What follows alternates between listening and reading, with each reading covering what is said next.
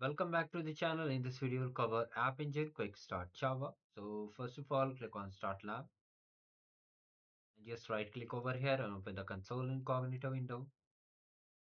Now remove this unwanted pop-up and simply activate the Cloud Shell. Now here you have to simply click on Continue and then just authorize yourself.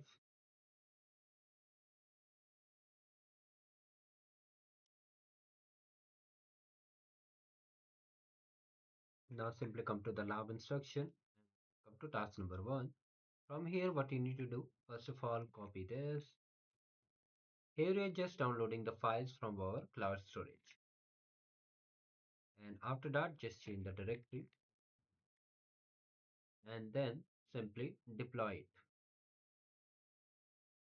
Now here one more important thing you need to take care that here it will ask for the region. You have to see the region as per your lab instruction and follow the number. For example, in my case this is your central. Okay, so I'm just selecting 2 and hitting enter. In your case if it is different you can select according to it.